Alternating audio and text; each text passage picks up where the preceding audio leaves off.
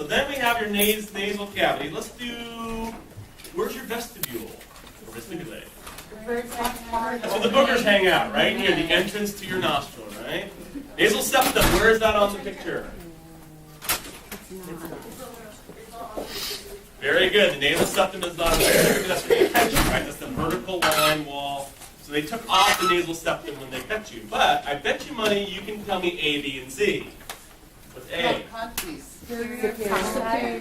Superior, middle, and inferior nasal concha. So where's the meatus? In between. In between. That's the tubing that's under or between the conchae. The conchae is the bump. The meatus is the hole or the space. You're supposed to know the paranasal sinuses from 231. There are two of them on here. Which one's this one? I can change your grade up to a year after you take your class. That's sphenoidal sinus. This one here, frontal sinus. There's two others you better know soon. Okay, let's do hard palate. Give me a letter for hard palate. H. That's the roof of your mouth or your palatine bone. Where's soft palate? Take a guess. S. How about that? It's the back, right? All right, so let's do some pharynx. From lecture, where's your pharynx? Behind the nose. Behind the nose, behind the mouth, behind the throat. So it's the back. So we're going to break it down. If I go from here up to there, which pharynx is that one? Naso. If I go here to about here, oro. Here to here, laryngo. So upper third, middle third, or basically nose back of throat, mouth back of throat, larynx back of throat. So you're breaking it down basically to three parts. Those are all pharynges. Make sense? Okay. So in the nasopharynx, you have some parts. Where's your internal nares? What letter? U. U. In English, inside nostril. So if you get your boogers this way, you have to come around. That opening there is the opposite of that one. So that's your internal nares, is your internal posterior nasal aperture. Then we have something labeled V. What is V? Very good. Remember last time the eustachian tube you learned? That's where it comes out in your upper airway. So that's your opening of your auditory or pharyngolymphatic tube. All right, then you're supposed to know letter F. Adenoid. It's a tonsil, but not palatine. Pharyngeal, because of my pharynx. That's also called your adenoid. Right, that's the one protecting. Remember last time you learned lymph nodes protect. That's protecting the entrance to your ear there. That's one lymph nodes. So that's all in my nasoland. Now we're going to go down to my oroland, which has a few things. I need a palatine tonsil. I want it now. Give me a letter. Well, X. K. Okay. It's hard to see, I know. Okay. It's the bump on the side of your jaw back of there. So give me T. What's T going to be? Lingual tonsil. On the tongue tonsil. So your palatine is one that people talk about getting removed. The lingual is actually on the tongue. Those are lymph nodes in those locations. So fauces is the most overrated word in town. What's a faucet at your home? It's a valve. It's an opening where stuff goes in and out, right? A fauces in your mouth, you have an external fauces where you open your lips. You have an internal fauces where the food goes into your pharynx. It just means the opening to your jaw, basically. Uvula. Find it. That's I. That's the dilly dangle hanging down. That's so scientific sounding, right? The dilly dangle hanging down in your mouth. That's your uvula. That's at my oro. Now I'm going to go laryngo. This is where life gets more busy. So in my laryngopharynx, the big thing, what's all this structure here? The whole thing. Larynx. So the whole thing is the larynx. I have to zoom in on those. So let me give you a zoom in here. Let's do...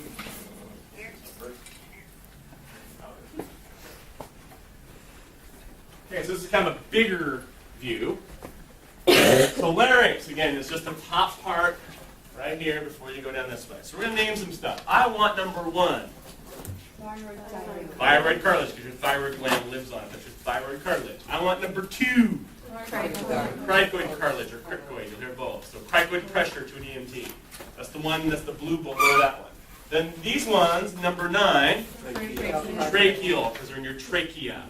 Right? So the blue is our cartilage, so thyroid, cricoid, and then tracheal. Then the problem is you've got to name some other stuff. in there. So I'm going to spin that one around.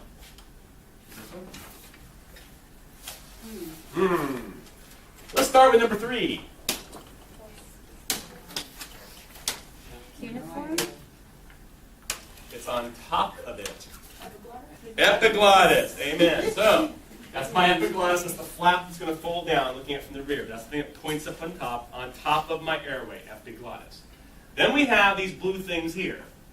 Okay, number 5 is this weird-looking hook thing. Arytenoid cartilage. Okay, if you look at the tip of number 5, you get to this bump number 6. What's number 6? Again, corniculates in order, actually. That's the corniculate cartilage. There's one that's not shown, which would be up here, which would be the cuneiform. Excuse me. So you have 3 of them. You have arytenoid, corniculate, and cuneiform form the 3 that go up the back there. What is the gland on the side of it on the model? It's on our model. It should be a thyroid if it's on that. Okay. So those are the 3 in the back of it. So you have the thyroid, cricoid, those are on the front basically, and then arytenoid, corniculate, and cuneiform on the back. You okay on those? Yes. All right. So the cuneiform, by the way, none of the models colored blue. So you should be able to find it. Click here to open.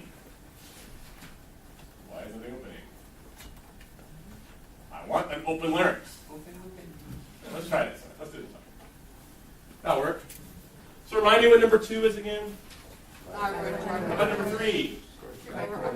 Cricoid cartilage. Okay, so now we're going to go inside that. We have an A and B over there. What's A? Vestibular fold? Vestibular fold? Vestibular fold would work, or you could say False. false vocal cord. So on your quiz, either put vestibular fold or false vocal cord. Don't put like vocal fold. So I don't know if you actually know what it is or just making this up. So either put vestibular fold or false vocal cord. Don't mix and match those. That's bad. Because the second one, B, is what? That's the vocal fold or the true vocal cord. So either do false and true or vestibular and vocal. Don't give me like true vestibular fold. I'm just going to throw that one out. Right? I learned false and true. That's what I learned. But the top one's always the fake one. The bottom one's always the true one. Right? So those are your vocal cords or folds. Make sense? All right. So now we have some other problems. We got to name these tissues between the blue. We'll start with this one, which has no number. What do you call that? So thyroid hyoid membrane. Right? There's one. It's hard to see in this picture. But there's one right here. Cricothyroid ligament. Then there's one here. Cricotracheal. So you're naming it between the blues. Just name the 2 blues. So thyroid hyoid, cricothyroid, cricotracheal. You're just naming the 2 parts that make the connection. We have to remember it's membrane versus ligament. If you said hyoid, Thyroid, membrane, would that be okay? Technical answer is no. It has to be thyroid hyoid, but I'm a forgiving, merciful guy. Oh. Depends on how mad I am at you that day. Okay. Right? Yes. Yes. Is the one, if we're headed from the top down, is the middle one then the cricothyroid? Cricothyroid. Okay, And then cricotracheal. okay, so I have that. So then the magic one I always ask somewhere, there's a big bump right here, right there. What is that bump? Laryngeal prominence, which we all know is an Adam's apple, but of course you can't dull someone for Adam's apple, so you're going to say laryngeal prominence. Sticks out your larynx. So find me a hyoid bone on this picture. What number is it? 1. Number 1. So that's the hyoid bone you learned in 231. Right, so larynx, you're going to name all the blue stuff, basically. That's the important part of the larynx. Make sense? That's upper airway. Now we got to go down from larynx. So now we're past the pharynx. We're now down to the larynx. Let's go through that. All right. So we know 9 is the trachea, right? Yes. All right. So let's find something that wasn't in your lab manual. Where's your carina? It's a split. It's a split between 10 and 11. I'm sorry, 12 and 11. So right there, that V is your carina. So tell me what 11 and 12 actually are. Primary bronchi. You can say primary bronchi or main or synonyms. The rule is every time you split, you give it another number. So this is number 1, or main, or primary. So about number 14. Secondary, that's the next split, right? Right? So there's secondary, also called lobars. And then there'd be a split further down, which you can't really see. It'd be tertiary or segmental. Those are all, so 1 to 2, 2 to whatever, and so on. Right? So then what would come after your tertiary bronchi? Bronchioles, which are smaller. And then we go down over from there. So I'm going to zoom in on some of that. I think I have one here. He's got one here. There we go. So let's review again. Tell me about number 15. Primary. Primary what? Bronchi. Bronchus or bronchi. How about number 22s? And 23s? Secondary. Those are secondaries. Okay, smarties, give me 2016. Tertiary. Tertiaries. Very neat. Right. So split. So then, if these got small enough so you couldn't see them, then you'd be in the bronchioles, and then you'd be in the alveoli, all that. So all that's microscopic. So on these models, all you can really get down to is the bronchus level. You can't really get past that. What's the difference between the terminal bronchi and the respiratory bronchi? We'll get that. That's on a slide. Hold that thought. But wait, there's more. We're supposed to do the lungs themselves. So let's figure that out. Can someone tell me where the root is on this model? In the hilum. In the hilum. So tell me where the hilum is in this model. The hilum is the indentation where those bronchies are going in. How about that? So a hilum Hilum. is a depression. So this little scoop out right here and here, the kidney bean look, those are called hilus or hilum. The stuff in the hilum, all the plumbing we call it, that's the root. So the analogy is you pull a plant out of the ground, you got the roots is all the stuff, the hilum is the whole. Right? So the hilum is the depression, the root is all the plumbing that lives in that depression. Make sense? So they're the same place, they're not the same thing. So where's the base of your lung? The concave bottom. Listen to you, concave bottom. Where's the apex? I just read it in the book. You just read it. Don't ruin the lie. Right. The apex is the top, like you expect. Okay, costal surface. Show me where it is. Anything touching the ribs? Anything touching ribs. So in English, it's the outside of your lungs, the part that'd be on the rib side or lateral side. Okay, cardiac notch. Is it on there? Wait, Mr. Christie, Yes. with the the costals area, is that also the front though? Yeah, because they come around. So basically, anything that'd be like lateral or the superficial. Okay. Where's the cardiac notch? Where your heart sits? Yeah, it is where my heart sits. Can you give me a number up here, maybe near it? 7. 24/7. Yeah, this little card out. So that's one way I could ask you to know a right and a left lung. The left lung over here has a spot for the heart. The right lung does not. So there's a cardiac notch only on one of them. Okay. So with that, let's go down to lobes. How many lobes in the right lung? 3. How many in the left lung? 2. Why? Because of the The cardiac. heart counts as the lobe. So you have only 2 lobes on the left because the heart takes up one. You have 3 lobes. Another way I could ask you a right from a left. So you have to know the difference in the number of lobes and location. But then there's also the fissures, which are the lines. So how many fissures would be on the left lung? 1. 1. You get 2 lobes. Very good. Let me go back and I have points many a student with that question. Let's get along again. There you go. Right, so here's my fissure, making 2 lobes because the heart would have been there. This one you can't really see it very well, but there'd be two fissures making the 3 lobes. Right, so let's do that. So what do you call the fissure? You can't see in this picture. There's one that's straight across, and there's one that comes up at an angle. Which one would go straight across? And which one would come up at an angle? Oblique. So look at the model, you'll see the difference in those two. This one doesn't show up very well. And we know pleura, right, from class. Ooh, is there a diaphragm on this picture? No, there isn't. You know that from class. There's a lack of one. There's lack of one. So doing okay. So make sure you know right from left lungs based upon the clues of fissures and lobes in hearts. Right? Okay, that ends pretty much the model stuff. Now we get to hit you with slides. Ready for slides? Let me hear you say amen! Yeah! No. All right. Let's go to J-Doc. Shall we? That hurts.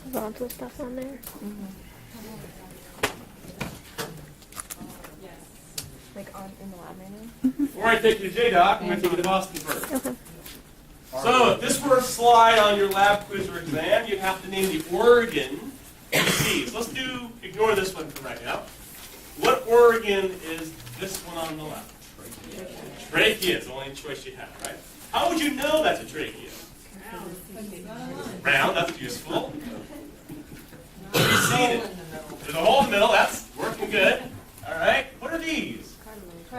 That's the cartilage ring, so that's one of the clues. Ready? Yeah. All right, so we're going to do path of air. So I'm going to come in my external Hold on nares. just a minute. Oh, Sorry. This isn't going to work. Hold on. Just a second. Somehow, Here, I can move too. it was the light facing into Yeah, it as opposed to away from those I'm going to windows. dip the lights. So no, I think I'm okay. Am I in your way? Can you?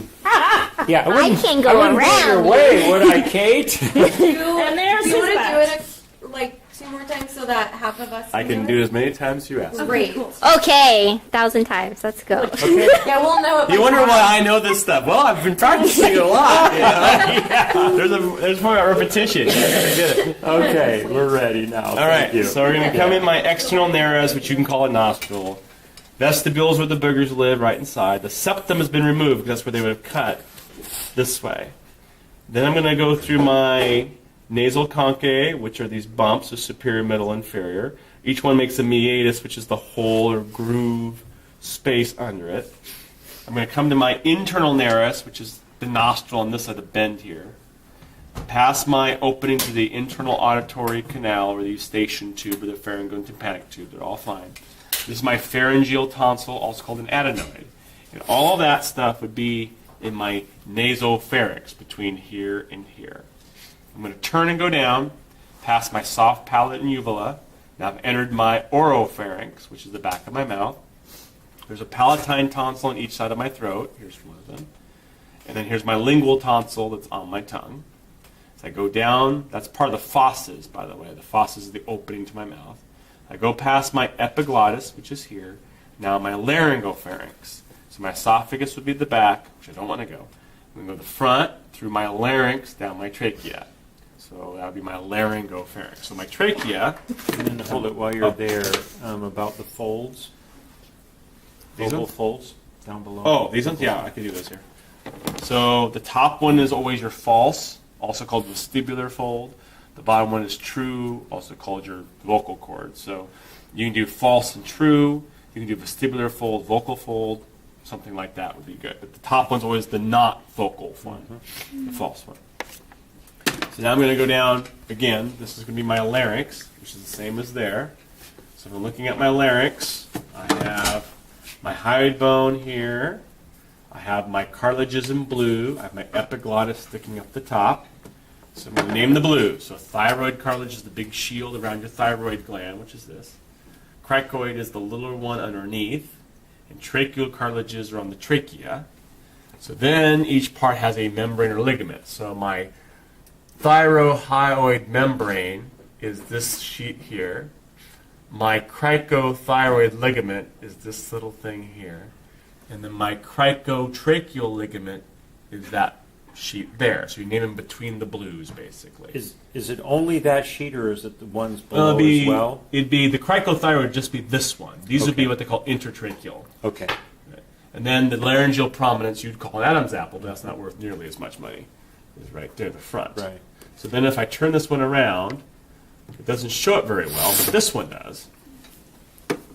So on the back, you're going to have, this is all your cricoid, this blue here, but then the arytenoid is the curved hook one that comes up here. It's buried in this red here, that's where it'd be. On this model, it's buried in here. But then the corniculate is the very tip of that. So here and here, these two blues. This one shows the corniculate sticking out. This one shows what the corniculate should be. And then the cuneiform is never shown very well, but it's this bump up here, or here, or here, or there. So you have an arytenoid, first bump corniculate, second bump cuneiform as you go forward. This one shows the arytenoid. So I'm going to go down my trachea.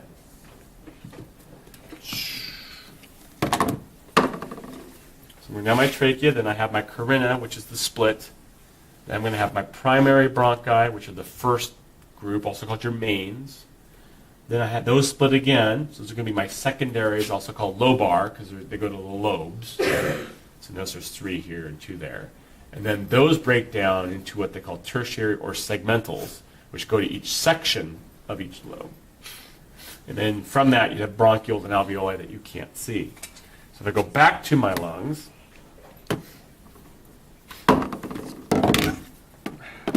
so on my right lung, I'm going to have 3 lobes, superior, middle, and inferior, separated by 2 fissures, horizontal and oblique.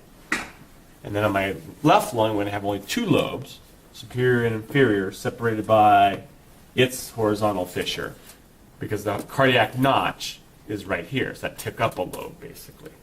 Then I have the hilum, which is the indentation here and here, the entrance, the notch, whatever you want to call it. And then the root is all this material that's in the hilum. So these are the roots of the lung.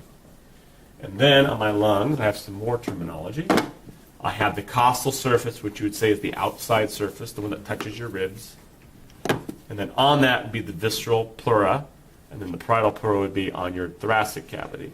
Diaphragms at the bottom, apex at the top, base at the bottom. And I think that's it.